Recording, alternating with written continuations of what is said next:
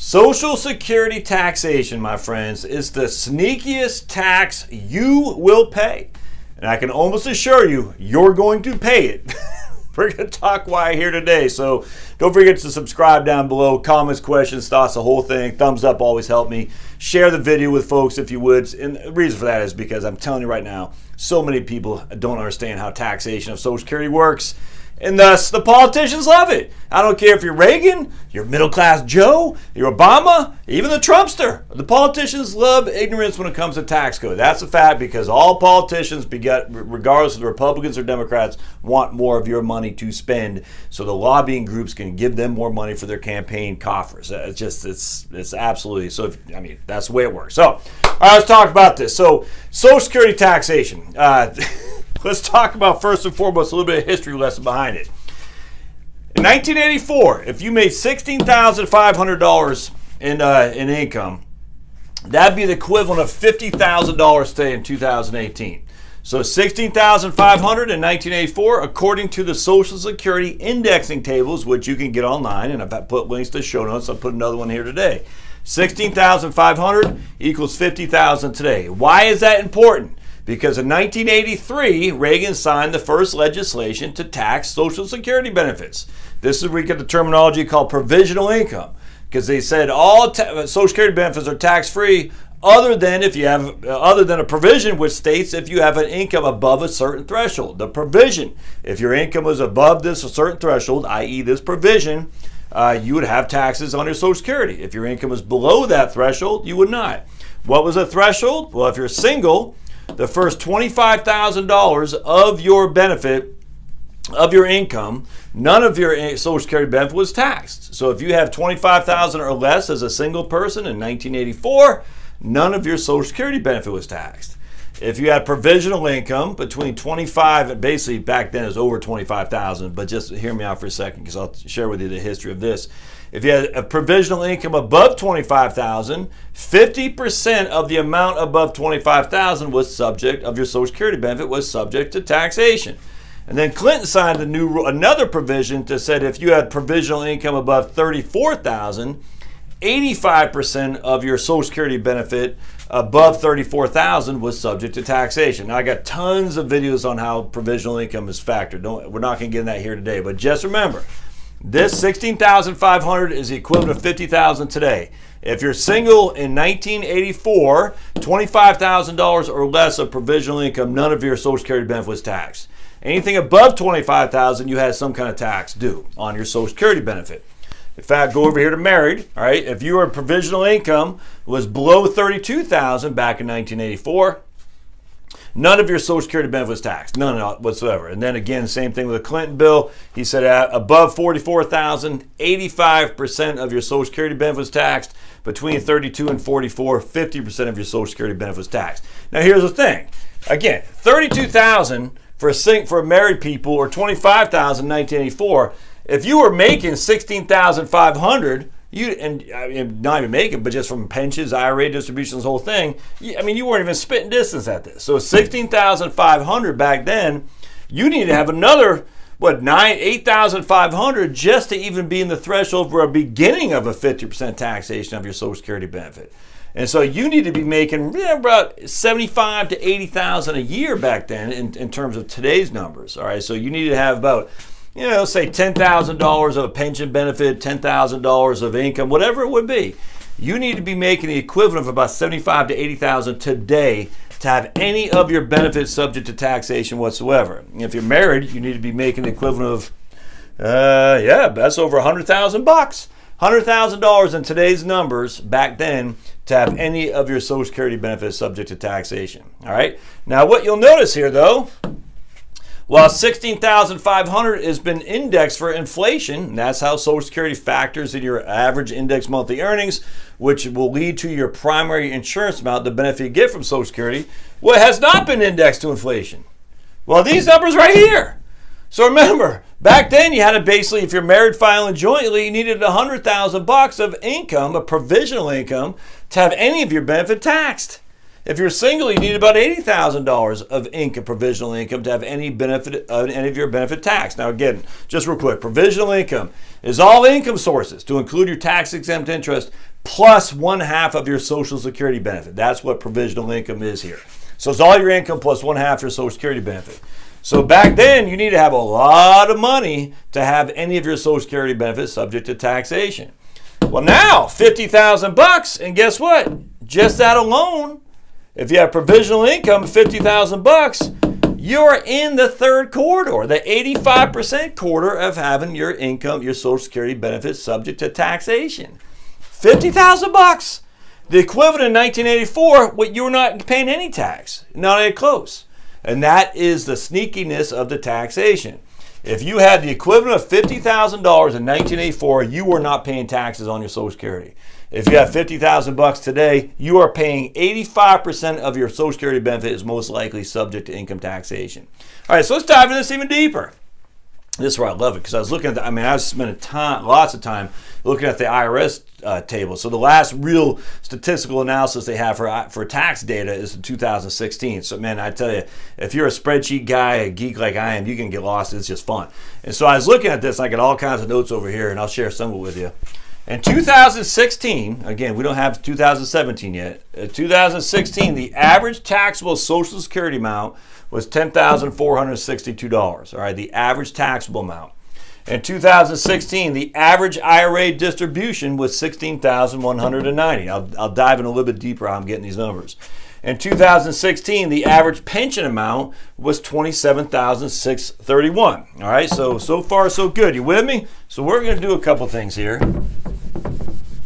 I'm going to show you how this works. All right, so we're going to say you're married filing jointly, and we're going to say, well, let's just do single for the heaven's sake. Well, I don't know. Let's do married filing jointly.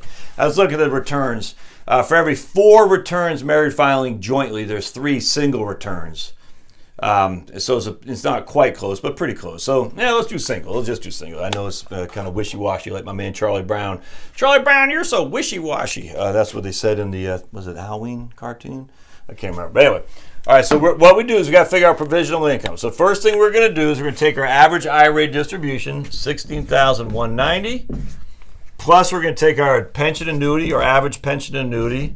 And we're going to add those two numbers together. So $27,630. That Social Security benefits, we're only making our average benefit was $16,800. So we know for a fact that no more than 85% of your Social Security benefit could be subject to taxation.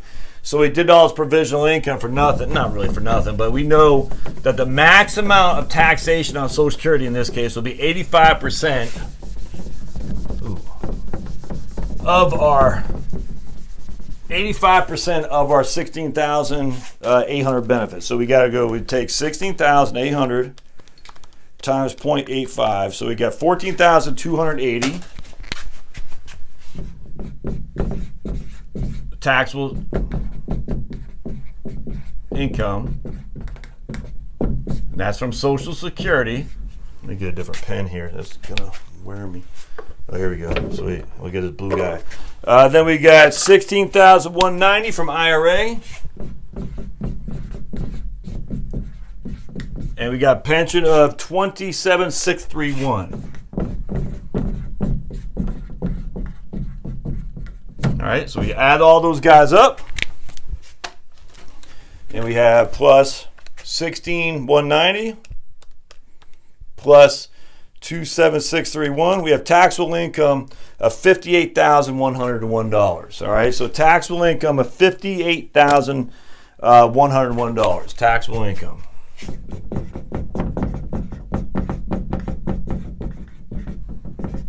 $58,101.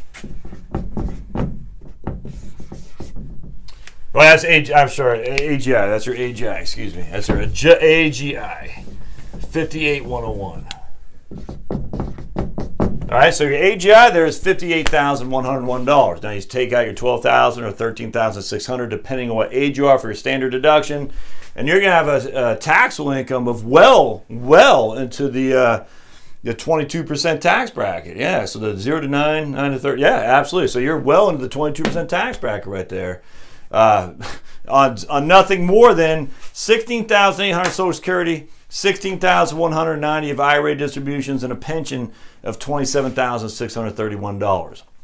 Now, how did I get those numbers? Well, I just looked at the IRS tables, and I said, okay, let's see what we got. So if your range of income in 2016 was between $50,000 and $100,000, and you had taxable Social Security benefits, which is $56.83 billion of Social Security benefits were taxable. $56.83 billion for folks who filed between $50,000 and $100,000 AGI. There is 5.43 million taxpayers who were between 50 and 100 AGI who had taxable Social Security benefits. 5.32 million taxpayers, and those people paid taxes on $56.83 billion of benefits. Now, there's 2.1 million filers between 50 and 100,000 AGI who had $34 billion of IRA distributions. So we take the 2.1, we take the $34 billion of IRA distributions, divide by 2.1. That gives us our average IRA distribution of $16,190. Again, if you're 50 to 100,000 is your income, your average IRA distribution was $16,190. You had 2.1 million filers who had IRA distributions. I imagine most of you watching my YouTube are going to have IRA distributions, which is also 401ks, 403bs, and TSPs. Now, same amount, so same tax bracket. Between 50 and 100,000 AGI, there's $105 billion of taxable pensions and annuities. $105 billion. Of which 3.8 million filers. So we have 3.8 million people who filed, they had taxes on, or they had a pension and or annuity that in which they had to file their taxes on. And that person, those people had an average pension of $27,631. So if you're just the average Joe and you have an IRA in which you have to file, you get a 1099-R, and your income is between 50 and 100, you are you're one taxpayer of 2.1 million taxpayers, just like you. If you had a pension or annuity, of which again you're in the $50,000 to $100,000 AGI threshold, you are one of 3.8 million taxpayers in which you had to declare $105 billion of taxable income. If you have taxable Social Security benefits, of which you are one of 5.432 million, you had to declare $56.83 billion of taxable income. And that's how I got these averages. So on average, we had average taxable Social Security was $10,462. The average IRA distribution was $16,190. And the average pension was $27,631. What does that have to do with anything? Because if we're looking at these numbers right here, all right, but now watch this. What if that was in, let's get rid of this guy. So we have AGI at 5801 there. Well, what if this is in 1984 numbers? All right, your average taxable Social Security then is $5,500. $5,540. Your average IRA distribution was $5,342. And your average pension distribution was $8,289. So let's add these guys up together. So look at that. So 2016, we haven't done anything differently. We've just inflated it with 2016 numbers, and it's crazy. That's why I'm saying it's so flippin' sneaky. So using 50,000 in 2018 is the equivalent of 16,500 in 1984. The same methodology.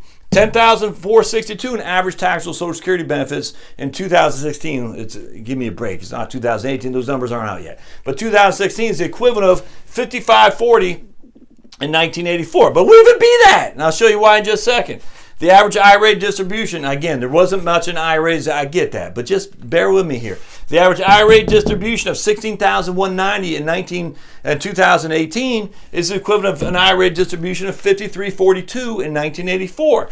The average pension of $27,631 in 2016 is the equivalent of $8,289 in 1984. Now, you can argue about the IRA, yes, but there were more pensions. Were there not? Yes, there were. So that's a wash right there. So what happens is we have the average IRA distribution of 5342 plus the average pension of 8382. I'm sorry, 5342 plus 8289 equals 13,600. That is 13,600 is your average tax or your average adjusted gross income, because you're not going to have anywhere near $25,000 of provisional income, so none of your Social Security is going to be taxed. There will be no taxation on Social Security whatsoever. So for the same person who now has a taxable income of about $40,000, $45,000, and that'll be well into the 22% tax bracket, that same person has no taxable Social Security income from 1984, and his AGI is $13,600. So he'll pay taxes on no Social Security because he doesn't get anywhere near the provisional income numbers, none whatsoever. I hope that makes sense. There's a lot going on there. I'm telling you though, remember, taxable Social Security is based on your provisional income. If your provisional income for a single person or married person, if your provisional income for a single person is less than $25,000, you pay no tax on your Social Security. If you're married and your provisional income is less than $32,000, you pay no tax on Social Security. But these are the exact same numbers that were simply in place in 1983 when Reagan signed the legislation. So the same person with 5342 of IRA distributions, taxable IRA distributions, and 8289 of taxable pension distribution, if we were to look at that in 1984 numbers, he pays no tax on Social Security. Or they pay no tax whatsoever on Social Security income. None whatsoever. However, you fast forward today, and they do. They have taxable Social Security that they have to pay tax on of $10,462. So if you're in a 22% tax bracket, $10,462 is 22% you're going to pay on that Social Security benefit. You're going to pay over $2,000 in taxes simply because these guys are not indexed for inflation. That's why it's the sneakiest tax out there. And yes, it does tick me off. So just as an FYI, that person with $27,631 of pension, $16,190 of IRA, and $16,800 of total income, $60,000. They're making $5,000 a month, and they just lost $2,200 to taxman on Social Security. So they lost $2,200 divided by $60,000. They lost 3.7% of their total income due to nothing more than indexing of Social Security has never happened. That's sneaky. And guess what? What do you think is going to happen as we go forward? These are not indexed for inflation. So you fast forward 10 years from now, 25,000 in 10 years from now at a 3% clip. I mean, my goodness. If I'm making $50,000 a year now, we'll just say 10 years from now, and we'll just even say I increase my income by 2% a year. And you got 10 years. Oops, hold on just a second. Yeah, we got to change that. Blink. All right, so that's going to be worth $61,000.